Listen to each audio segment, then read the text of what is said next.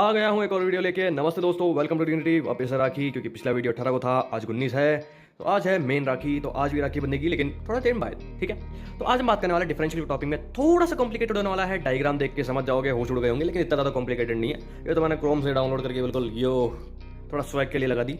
तो अपन स्टार्ट करते हैं बिना किसी देरी के। तो ये थे, इसका नाम थोड़ा सा ऐसे जर्मनी और स्पेनिश वगैरह में, फ्रेंच वगैरह में, तो मेरे को नाम पढ़ने में थोड़ी दिक्कत हो रही है, इसलिए मैं पढ़ नहीं पा रहा। फिर भी क्वेंसी फॉरे थैंक यू, ओके, नाम पढ़ लिया, ठीक है। इसका जन्म यहाँ से यहाँ तक हुआ था, दिख रहा होगा, ठीक है। इसकी शक्ल देख लो अच्छे से एक बार, इस आदमी की। इसने ही डिफरेंशियल का जो है आविष्कार किया था फॉर द कार।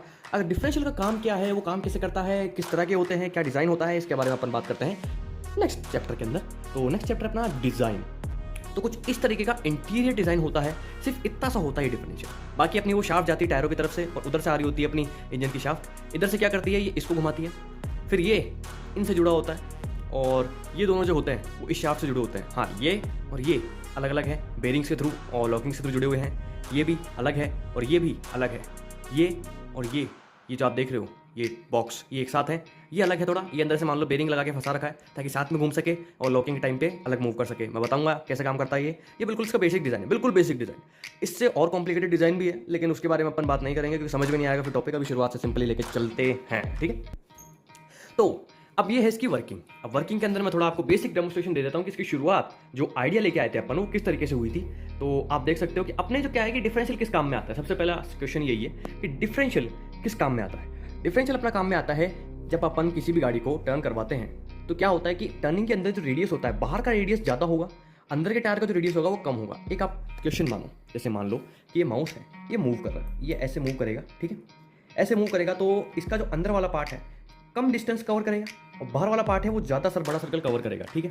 तो इसके अंदर क्या था कि इसी को कम करने के लिए, क्योंकि अगर एक ही शाफ्ट लगा दोगे तो भाई बेंड वगैरह होने का या फिर स्पीड का अनबैलेंस होने का, फिर टायर का जो रेडियस है घूमने का वो बढ़ जाएगा, वो तीखी कॉर्नरिंग नहीं कर पाएगा स्पीड के अलग अलग होने की वजह से। इसीलिए डिफरेंशियल को बनाया गया। ये उसका बिल्कुल बेसिक डेमोस्ट्रेशन है। अब मैं बताता हूँ आपको किस तरीके से काम करता है, किस तरीके से आगे दोनों टायरों के पीछे वाले की अलग अलग स्पीड बना के रखता है। कईयों में आगे भी डिफरेंशियल आते हैं, जैसे 4x4 होती है अपनी, ओके।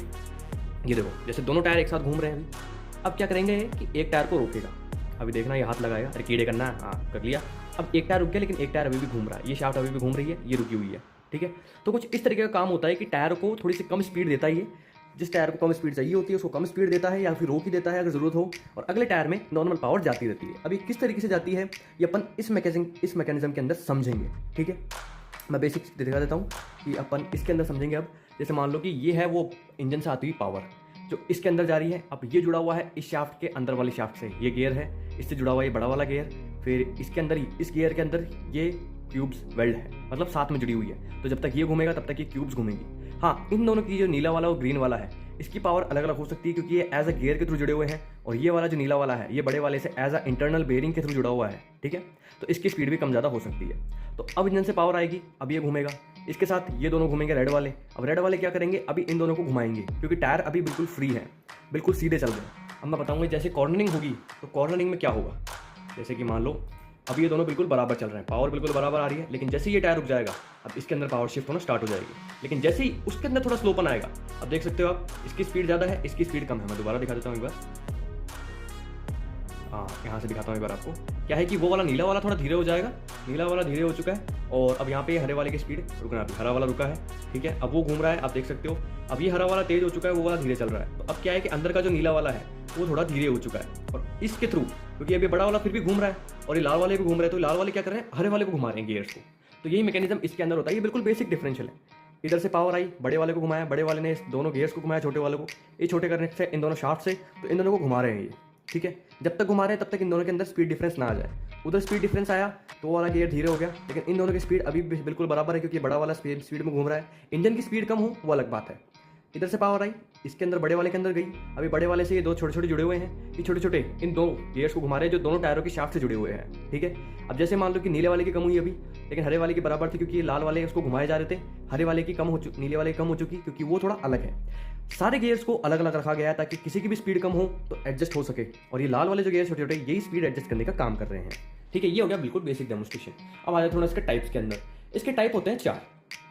सबसे सिंपल वाला आपने देखा जिसका नाम होता है ओपन डिफरेंशियल, क्योंकि वो बिल्कुल सिंपल होता है। फिर आता है अपना लॉकिंग डिफरेंशियल, लॉकिंग डिफरेंशियल होता है अपना थोड़ा डिफरेंट।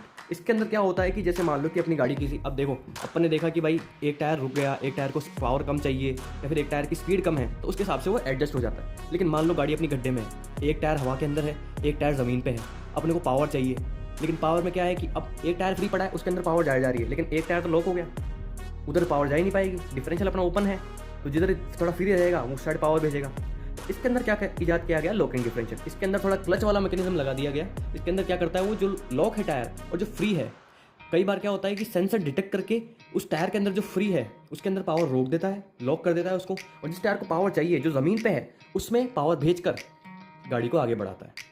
ये लॉकिंग डिफरेंशियल है। इसे लॉकिंग डिफरेंशियल कहते हैं क्योंकि जो टायर हवा में है उसे लॉक कर देता है, इसलिए ताकि जो माउंटेन्स पे चलती है गाड़ियाँ जैसे जीप वगैरह की आती है उनके अंदर ये लॉकिंग डिफरेंशियल यूज़ होता है। और अपने आता है एक little slip difference. Little slip difference मतलब कि कई बार क्या होता है कि ऐसे मान लो कि ये तीनों कई बार मिक्सचर के अंदर भी आते हैं, ये तीनों जो हैं। तो इसके अंदर क्या होता है बीच वाले के अंदर इसमें कि जैसे मान लो कोई स्लिपरी रोड आ गई तो उसके अंदर ही टायर्स को थोड़ा कम स्पीड में रख के और थोड़ा एडजस्ट करने का काम करता है। कोई ज़्यादा मैकेनिज्म नहीं है, नाम पढ़ के समझ सकते हो। एक आता है अपना टॉर्क वेक्टरिंग, ये थोड़ा बहुत ज़्यादा हार्ड है, कॉम्प्लिकेटेड है। इसके अंदर क्या होता है कि टायर को एज ऑन रोड की डिमांड पर, घुमाव की डिमांड पे और गड्ढों के हिसाब से अलग अलग टॉर्क प्रोवाइड करवाता है दोनों टायरों के अंदर एज अ स्पीड।